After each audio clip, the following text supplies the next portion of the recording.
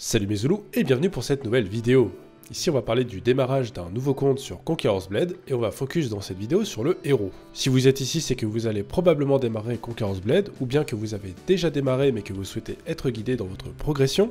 Alors tout d'abord, après une cinématique plutôt stylée, vous allez créer votre personnage. Création assez classique, il y a quelques options sympathiques de personnalisation mais rien de bien incroyable. Une fois la création effectuée, vous allez être directement engagé dans un combat. Pas d'inquiétude, c'est le tutoriel. Par contre, j'ai pas choisi ma classe. J'ai oublié un truc. Alors non, depuis la saison 17 de Conqueror's Blade, tout joueur qui rejoint le jeu va être équipé d'un Gwendao. Cette arme étant en armure lourde et effectuant des dégâts de zone, elle est plutôt adaptée pour commencer. Toutefois, vous pourrez bien entendu changer par la suite en effectuant les quêtes ou bien en allant voir l'armurier une fois que vous aurez suffisamment avancé vos quêtes d'aventure. Alors les classes disponibles sont l'épée courte, en armure lourde qui est une sorte de tank secondaire, la Gwendao, en armure lourde, classe DPS en zone, l'épée longue, en armure lourde qui peut heal et tank énormément, la lance, en armure intermédiaire plus efficace à cheval, le mousquet, en armure intermédiaire spécialisée dans les bombes et les tirs à moyenne distance, l'arc court en armure légère, efficace pour harass à mi-distance, la hache d'arme en armure lourde efficace pour le contrôle, l'arc long en armure légère, sniper du jeu, la double lame en armure légère, efficace pour assassiner, et le Nodashi en armure intermédiaire, DPS en zone. A savoir qu'il existe en plus 3 autres classes saisonnières, le marteau, la pique et la Dageshen. Ces classes sont débloquables via des quêtes de saison. Nous reviendrons sur ce point un peu plus tard. Revenons à votre progression. Il faut savoir que Conqueror's Blade est un jeu qui implique votre héros mais aussi des unités qu'il contrôle. Il faudra donc apprendre à jouer avec son héros et ses unités en même temps pour être efficace. Pour cela, et afin de laisser le joueur comprendre les mécaniques classiques, le jeu va vous intégrer dans des lobbies avec au début que des bots, puis progressivement quelques joueurs humains avec vous, puis jusqu'à arriver à des vraies batailles en 15 contre 15 avec environ 1000 unités de chaque côté. Profitez de ce temps d'apprentissage pour vous choisir une classe relativement rapidement afin de pouvoir se focus dessus, car avec les notions de stuff, de skill, etc., vous ne pourrez pas être optimisé pour chaque classe. Si malgré tout vous voulez absolument jouer dans des lobbies avec des vrais joueurs, il vous suffit de vous grouper avec une autre personne qui a un niveau autour du level 200 ou plus. 200 Mais c'est énorme! Alors à vrai dire, non, le level 200 ne représente pas un niveau très élevé. Pour vous donner un ordre d'idée, il m'a fallu 5 parties pour passer au niveau 30. Essayez si c'est possible de jouer accompagné plutôt d'un ami d'un niveau proche du vôtre afin de découvrir à deux. Pour aider votre choix de classe, je peux vous dire qu'au moment où j'écris cette vidéo, les classes méta sont le marteau, la hache d'arme, l'épée longue et le mousquet. Ce qui ne veut pas dire que les autres classes ne sont pas jouables, mais certaines demandent un stuff ou un skill minimum pour être efficace en game. Dans les environs des niveaux 35, vous allez débloquer les caractéristiques du héros. Ces caractéristiques vont vous permettre d'augmenter par exemple vos dégâts perforants avec l'agilité ou tranchants et contendants avec la force, ainsi que vos survivabilités avec la robustesse et l'armure. A savoir que ces caractéristiques peuvent être restart une fois par semaine gratuitement ou bien via un parchemin de renouvellement, récupérable via certaines quêtes, certains touch drops ou bien via des souverains qui est la monnaie payante du jeu. Passons maintenant aux techniques de votre héros, au nombre de 8. 6 techniques simples et 2 ultimes. Il vous faudra concocter votre build pour arriver à 4 techniques maximum, sachant que vous ne pourrez prendre qu'une technique ultime à la fois. Par contre, vous avez tout à fait le droit de ne choisir aucun ultime et de jouer donc avec 4 skills classiques. Attention, les techniques ont des niveaux. Bien entendu, plus le niveau du skill est élevé et plus celui-ci sera efficace. Pour augmenter une technique, il faudra faire des batailles en joueur contre joueur et donc obtenir des points de maîtrise. Une fois les points obtenus, il vous suffit de cliquer sur le niveau supérieur pour les débloquer. Parlons maintenant du stuff. Pour y accéder, appuyez sur P puis personnage. Dans la partie droite, vous trouverez 5 slots, une pour l'arme et 4 pour l'armure. Chaque pièce possède une rareté, vert, bleu, violet ou gold. Bien entendu, plus la pièce a un rang de rareté élevé et meilleurs seront les stats fixes. J'ai précisé fixe car il y a un système de jet qui existe chaque fois que vous tentez de fabriquer une pièce d'armure ou une arme, si bien que parfois un objet de rareté inférieure avec de bons jets peut être meilleur qu'une pièce de rareté supérieure. Faites donc attention à bien comparer. Alors on a fini avec les généralités, mais comment obtient-on une nouvelle armure ou une nouvelle arme? Première méthode pour obtenir du stuff, le craft.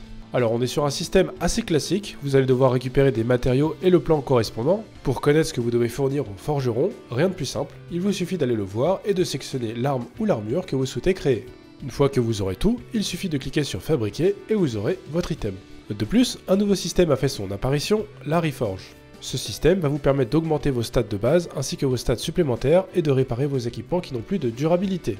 D'ailleurs, petit mot sur la gestion de la durabilité, vous n'avez pas à réparer votre stuff tant que celui-ci n'atteint pas l'état vétuste. À chaque réparation, le max de durabilité diminue, ce qui réduit prématurément sa durée de vie. En le réparant, quand celui-ci passe au jaune, vous aurez une durée de vie plus élevée. Pour plus d'informations sur la Reforge, je vous redirige vers la vidéo sur le sujet.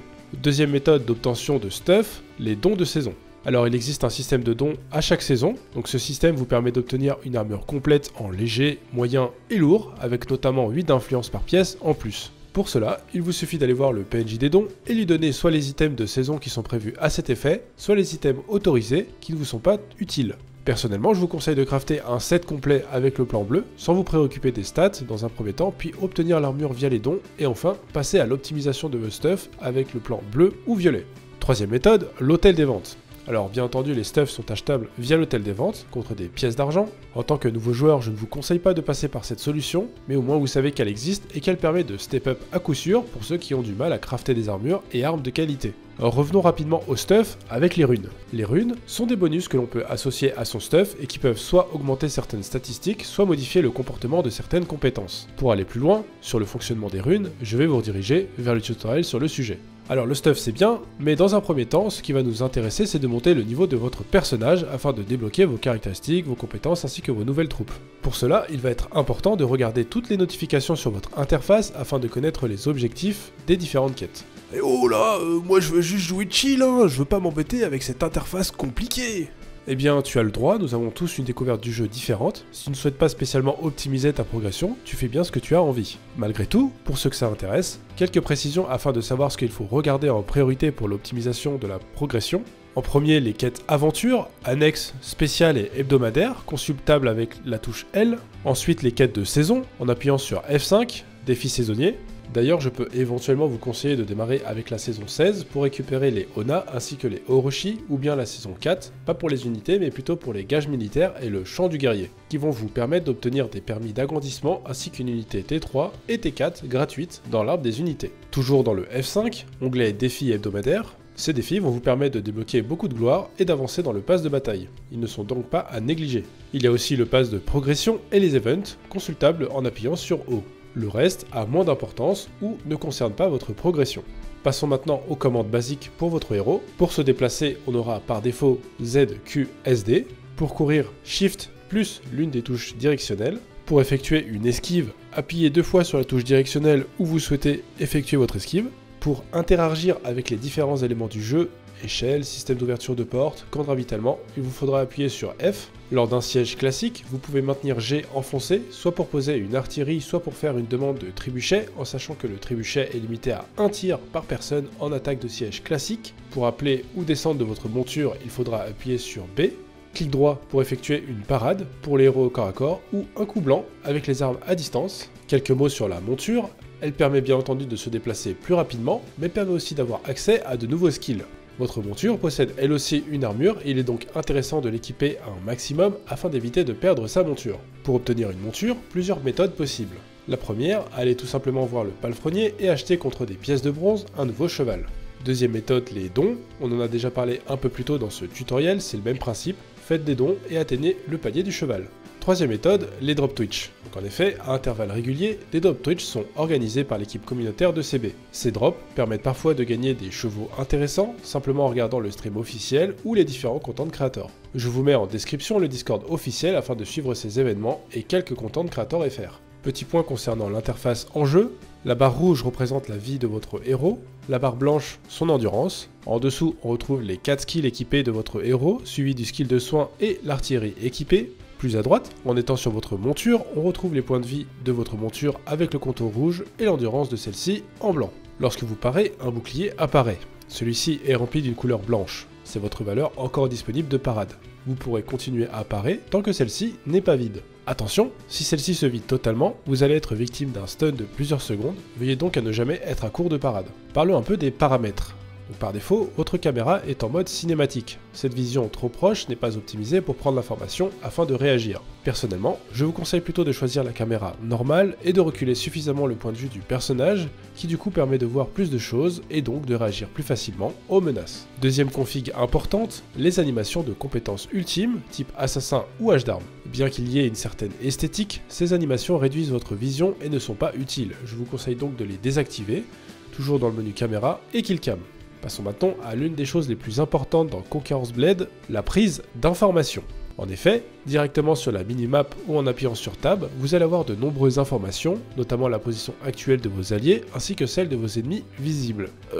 Pourquoi tu précises visible? Eh bien je précise visible car les ennemis qui ne sont pas dans le champ de vision d'une unité et d'un héros allié n'apparaissent pas sur la map.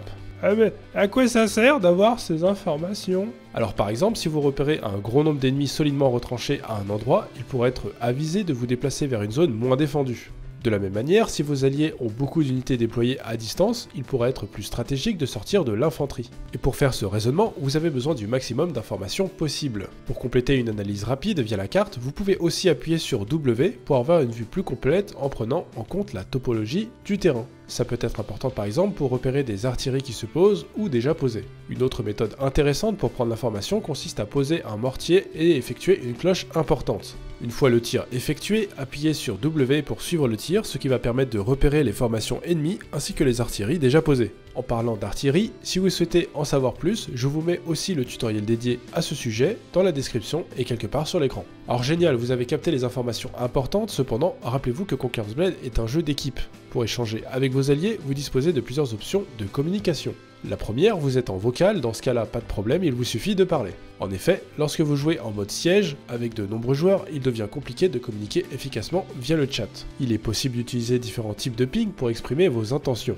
Par exemple, si tous les joueurs se positionnent en attente à différents endroits, l'utilisation d'un pic attaque pourrait déclencher l'initiative de progression groupée. Si vous repérez soit sur la carte, soit visuellement une cavalerie contournant les lignes ennemies, vous pourrez utiliser le ping attention pour alerter vos coéquipiers d'une menace imminente par l'arrière.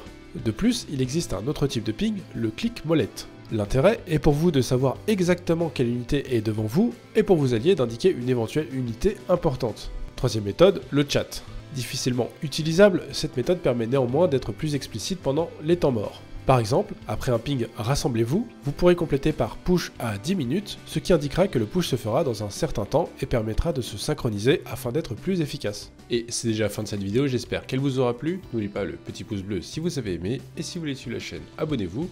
Je vous rappelle que vous pouvez utiliser le code DETAX afin d'obtenir des packs comprenant des skins d'unités, des skins de héros, etc. Vous avez toutes les informations en description. Quant à moi, je vous dis see you pour de prochaines vidéos.